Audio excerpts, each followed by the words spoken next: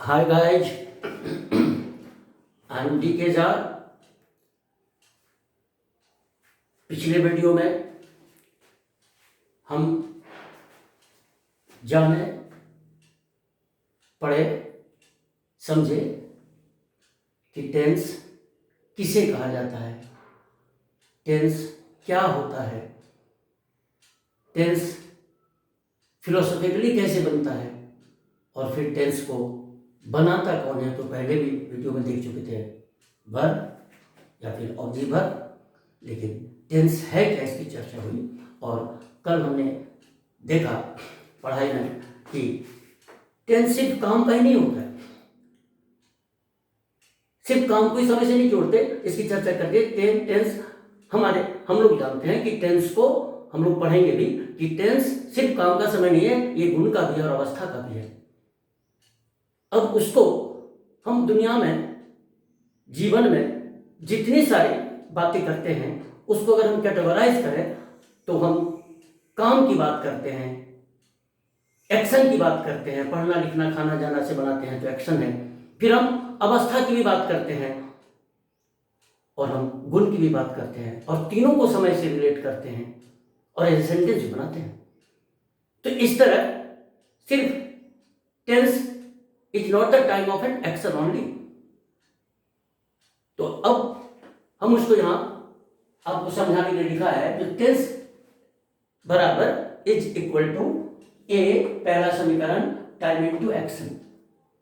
इसी को अक्सर हम लोग पढ़ के छोड़ देते हैं, इसलिए सभी टेंस में हम सिर्फ काम की बात करते हैं,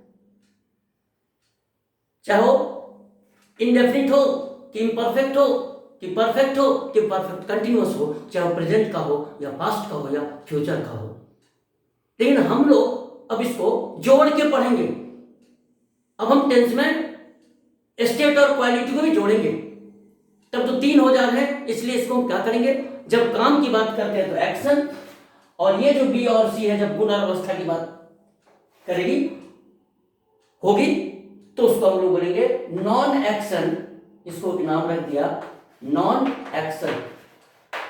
यस, याद रखिएगा नॉन एक्शन, राइट। इधर चीजों को समझाने में थोड़ा आगे, इसलिए ये बी और सी, ये जो है बी और सी, जब हम अवस्था की बात करेंगे, जब हम गुण की बात करेंगे, जैसे तुम मेरे मित्र हो स्टेट, तुम अमीर हो क्वालिटी, इस तरह की जो बात करेंगे, इस तरह का जो सेंटेंसेस होंगे जिसमें काम की बात नहीं हुई, उन दोनों को हम बोलेंगे नॉन एक्शन।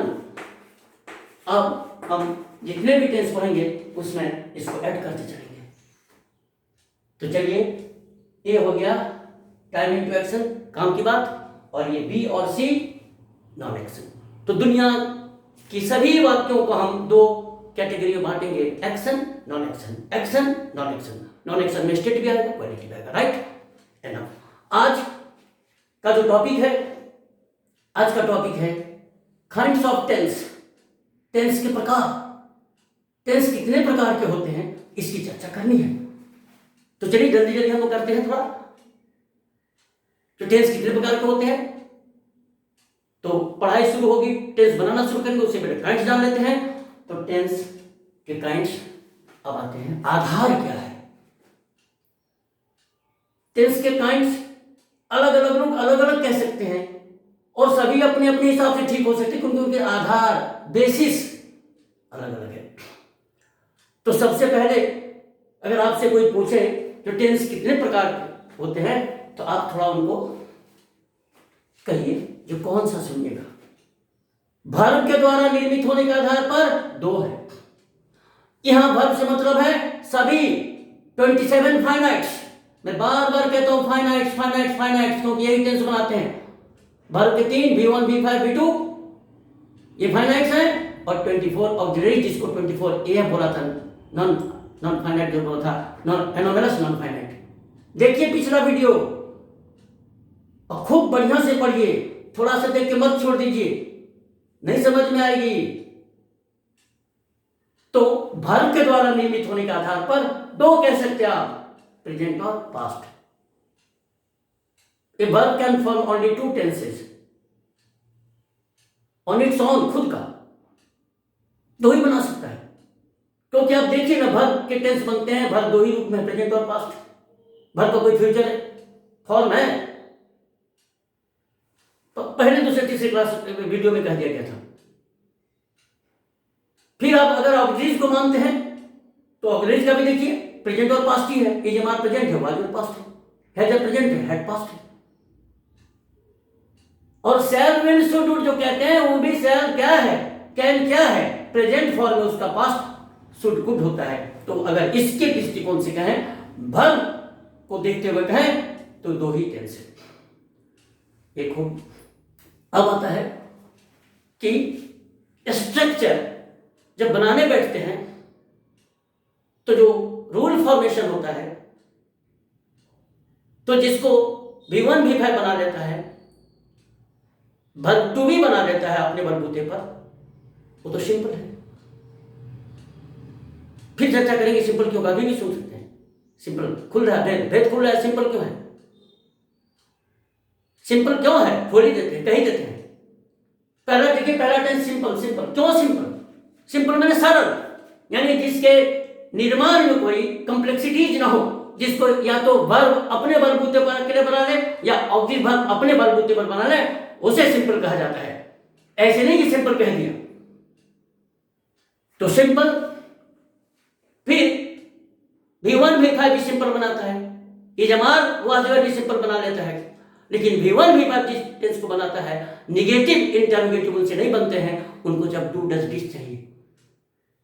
पिछले वीडियो में कहा था, तब इसको कहते हैं एक्सपेंडेड टेंस।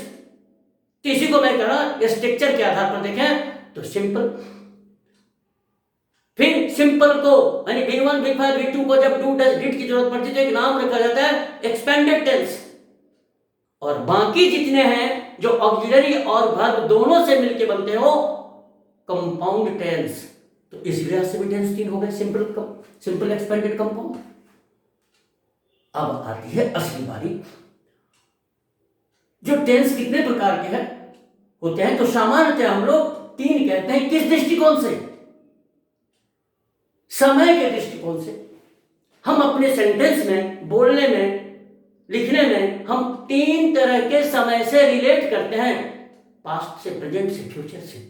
तो आप कह सकते हो अकॉर्डिंग टू टाइम रेफरेंस, हम अपने वाक्यों में जो समय का संदर्भ देते हैं, जिस समय से रिलेट करते हैं, उसके आधार पर अगर हम सभी सेंटेंस को बांटें तो तीन टेंस में बटेंगे, प्रेजेंट, पास्ट, फ्यूचर, राइट। और इसी को पढ़ा जाता है।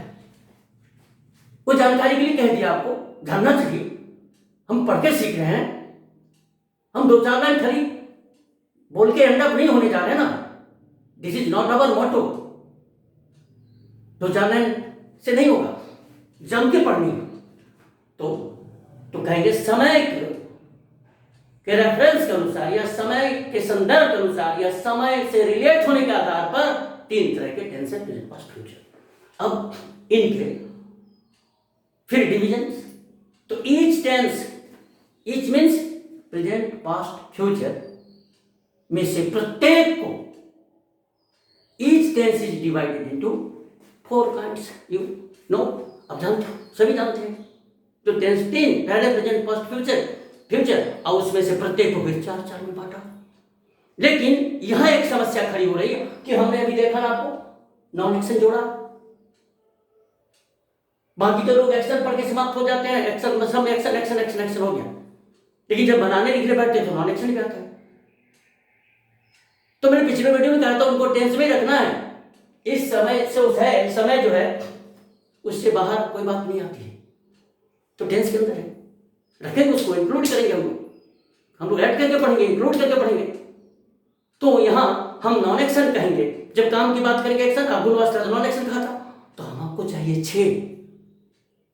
तो हम प्रेजेंट को 6 भाग में बांट के पढ़ेंगे, पास्ट को भी 6 में पढ़ेंगे बांट के, फ्यूचर को भी 6 भाग में बांट के पढ़ेंगे।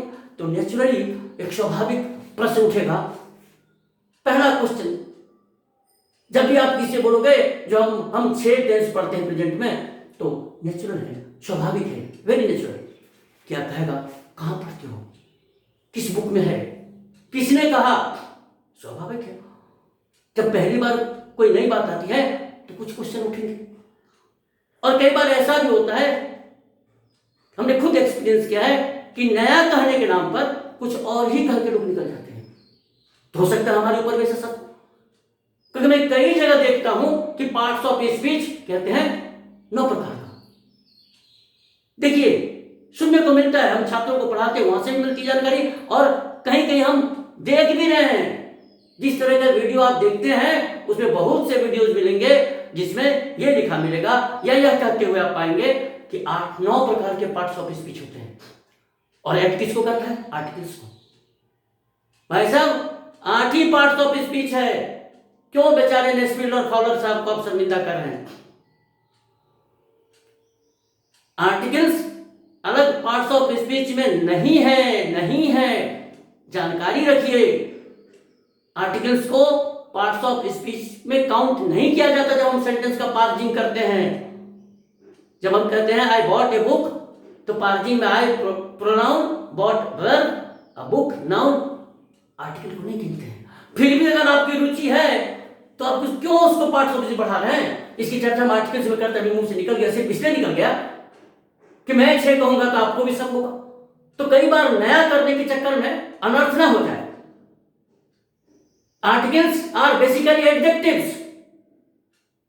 अगर आपको इतना ही शौक लगा है तो उसको हम पार्जिंग में अलग स्वतंत्र पार्ट में बना दें, पार्ट्स ऑफ स्पीच का, तो इसकी जरूरत नहीं है, वो एडजेक्टिव है, तभी तो नाउन के पहले आता है। एनीवे, तो फिर देखिए, तो कहीं आप मेरी भी बात की हवा निकाल दे इस तरह, इसलिए मेरा आजमाया हुआ है, आप भी आजमाइएगा। आप जितनी सारी बात बोलेंगे वो 3 भाग में बटेगा, काम में, गुण में, अवस्था में। चलिए आप देखते रहेंगे। तो टेंस 3, प्रेजेंट पास्ट फ्यूचर, हर के 4-4 भाग, लेकिन मुझे चाहिए 6। तो अब कहेगा कहां पढ़ा, किस टीचर से पढ़ा? कुछ तो ये भी कर सकता है, जो पागल होगा क्या? जैसे मैंने भी कहा, जो पार्ट्स ऑफ स्पीच 9 नहीं हो सकते, उसे वो भी कह सकता है। तो इसलिए हम थोड़ा हिसाब से अपना काम कर लेंगे कि पहले हम भी बोलेंगे कि each tense is divided into 4 kinds, namely, ये मैंने लिख दिया सुविधा के लिए, ये कोई डिजिटल बोर्ड नहीं, हम अपने से लिखते थे, चौक से लिखते हैं कुछ। तो चलिए सिंपल, और सिंपल क्यों का भी चर्चा कर दिया। मैं नहीं चाहता रहता हूं कि वीडियो बड़ा बने, मुझे मालूम है बच्चे छोटे छोटे वीडियो देखना चाहते हैं, लेकिन ये एजुकेशनल है, ये शिक्षा के लिए है, इस पर आपको धैर्य से पढ़ना पड़ेगा। फिर भी मैं कोशिश करूंगा कि कम से कम शब्दों में कहें, आपको छोटे छोटे ही दें। लेकिन फिर भी देखिए 2 बातें पढ़ गई, ये तो बहुत जल्दी हो जाता, तैयार खत्म हो जाता। चलिए सिंपल क्यों कहा मालूम है। दूसरा इम्परफेक्ट, इसी का नाम है कंटिन्यूअस, इसी का नाम है प्रोग्रेसिव। ये बहुत ही नहीं पेम्पर्ड बच्चा की तरह है, इसके बहुत से नाम हैं, but all the name refer to the same thing, same concept. तीसरा है परफेक्ट, चौथा परफेक्ट कंटिन्यूअस। और इतनी बात प्रेजेंट में भी, और यही पास्ट में भी, यही फ्यूचर में भी। प्रेजेंट होगा तो पढ़ेंगे simple present, present imperfect, present perfect, present perfect continuous. Past में पढ़ेंगे simple past, past imperfect, past perfect, past continuous, future. तो प्रेजेंट पास्ट फ्यूचर में से प्रत्येक को 4-4 भाग में पढ़ा, मैं भी कहता हूं 4 ही। अब मैं अपना काम करूंगा, हम तो 2 जोड़ेंगे। तो पहले 4 कहा तो कम से कम सुनने वाले बहुत आश्चर्य व्यक्त नहीं करेंगे, अनुज जरूर प्रश्न नहीं करेंगे आपको। अब आप आगे बोलिए कि हम सिंपल को और परफेक्ट को 2-2 उपभेद में बांटेंगे। 4 मैंने कह लिया, अब कहेंगे simple and perfect tenses are further divided into 2 sub kinds each. इसको भी 2 फेरा, इसको भी 2। और ये बात प्रेजेंट में भी, पास्ट में भी, फ्यूचर में भी। हम जब भी सिंपल पढ़ेंगे 2 पढ़ेंगे, एक पढ़ेंगे एक्शन, दूसरा नॉन एक्शन। देखिए ऐड कर दिया। यहां भी जब परफेक्ट पढ़ेंगे तो पहले एक्शन जो सारी दुनिया जानती है पढ़ती है, दूसरा करेंगे नॉन एक्शन। और ऐसा करने से ये भी समझ में आ गया कि नॉन एक्शन कहां होगा। नॉन एक्शन सिर्फ सिंपल और परफेक्ट में हो सकता है, कंटिन्यूअस में तो हो ही नहीं सकता। कंटिन्यू कौन करेगा? एक्शन, काम। गुण और अवस्था तो एग्जिस्ट करता है, राइट। इसीलिए बड़ी समझ से इसको बांटा गया एक्शन और नॉन एक्शन में। तो नॉन एक्शन कहां कहां होंगे? दो ही जगह होंगे, या तो सिंपल में या परफेक्ट में। हम प्रेजेंट का एग्जांपल आपको दे दें। पृथ्वी गोल है, नॉन एक्शन, सिंपल। तुम मेरे दोस्त हो, नॉन एक्शन, सिंपल। लेकिन तुम पढ़ते हो, तुम खेलते हो, तुम मेरी मदद करते हो, एक्शन, सिंपल। इसमें हो ही नहीं सकता कंटिन्यू, परफेक्ट में, नॉन एक्शन। फिर परफेक्ट में आइए तो यहां तक तो बच्चे समझ जाते थे पढ़ के, this is a bench, that is a rat, you are my friend, चलिए हो गया, ठीक है, लिख लिया, समझ लिया, बना लिया।